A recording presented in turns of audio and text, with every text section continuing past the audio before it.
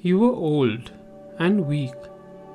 The disease ate you slowly until you gave up. It was no surprise that you passed away.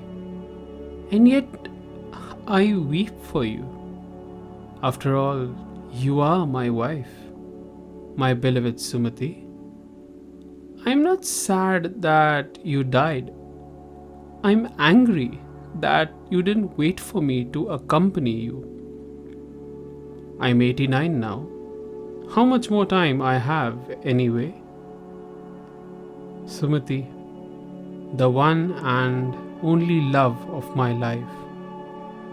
I have known you longer, and in a way, no one else has. We are very old now, but it was long time ago when I saw you the first time. It was the time when there were trees in the city, lot more than there are automobiles today. The time when patriotism in the people was at its peak. The time when the only goal in my life was to finish studying quickly so that I can go out and play. That was the age when we got married.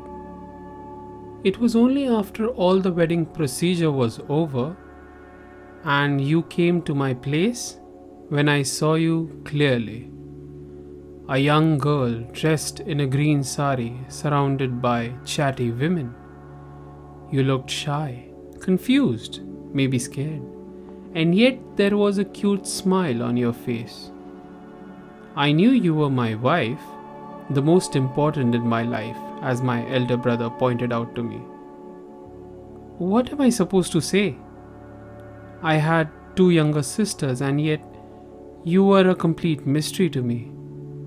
How to approach you? How to initiate the conversation? What to talk about? All this was a big challenge for me. I was not much of a talking kind anyway.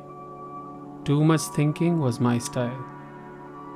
My mother suggested me to write everything I thought about. One of my best writing spots was on a branch of a huge mango tree in our courtyard.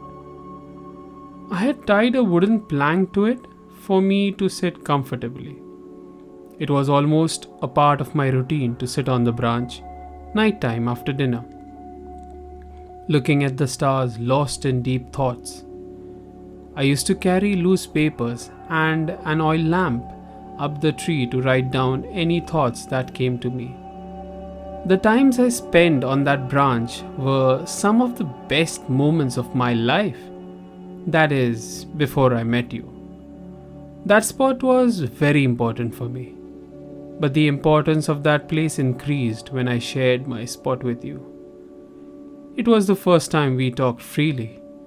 The first time we got connected was on the tree. Even today, now when I look outside the window, I can see the same tree. The same place where we had our first date. All the times we spent on that tree late in the night. Darkness all around, starry sky above, and in front of me, you, dimly lit by the oil lamp next to us. That used to be the highlight of my day. The childhood habit of writing turned out to be a great advantage for me as I grew older. I became one of the young writers who wrote for the freedom movement. As a child, I had a lot of ambition to study abroad, to travel around the world. But you were the anchor that held me close to my roots, my home. On bad days of my life, I might have blamed you for that. But had I left home chasing my silly dream, I would have blamed myself for the rest of my life. Even after my parents' sudden passing away in an epidemic and my elder brother sacrificing his life for freedom of our nation, you were the one who held our family together. When the newspaper press was shut down and I was running between jobs, it was you who took up the initiative to start stitching clothes for money. I knew that it was your hobby, but was blind to the fact that it was your ambition to turn it into a business. I was too naive to not support you with this plan of yours. With a lot of effort, you started a textile mill, which I joined much later. A small business which now has turned into a big textile industry, the prime source of our family income. I supported, but you are the soul of Gharpan Textiles. After independence, when our children were capable enough to run our business, it was you who encouraged me to take up writing again. I used to write for one of the top newspapers of that time. When I was awarded for 25 years of my service, as a formality, I thanked all the officers of the press. But in my eyes, the entire credit for my work went to you. You were there for me in every happy and sad moment of my life. Sorry, there's no your or mine. These are our moments, as you used to say. Nowadays, people call child marriage to be a bad practice. To a certain extent, I do agree with them. But had this practice not existed at our time, we would not have been together. Had I grown older without you? In which case, I would be chasing my dream. I would have been too stubborn to recognize you to be the one for me. This early marriage is why our still growing minds adjusted to each other's habits. I see people nowadays, by the time of marriage, their minds have become so rigid that a slight misunderstanding happens and they can't hold their marriage together. A spouse is supposed to be the most important person in one's life.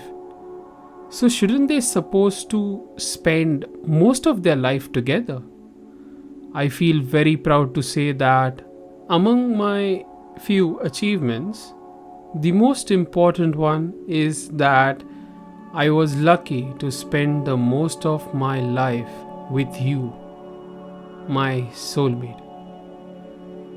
Finally, I would like to thank you for all you did for me, which I never said to you in person. People say men and women are equal. They are wrong. I have always considered you to be superior. In those times, we would never even think about speaking so boldly. But the times have changed. So, today, I would like to say to you this. I love you. Sumati and Sanjay together for... This was a letter printed in the latest edition of a top newspaper. Below it was a small note. My grandfather wrote this letter addressed to his wife on the day of her passing. This is the last thing he wrote because the next morning we found Grandpa sleeping on the table with an ink pen and this letter lying next to him. After reading this letter, all I can say is this. The bond between them was so strong that even after her death, she waited for her husband so that they could leave this world together. Thank you. Please like and subscribe to this channel and comment your thoughts about this story. Also, if you like my storytelling style, then you can hire my services via Fiverr or support this channel via Patreon. Please stay subscribed because soon I'll come with another story. Till then, thank you.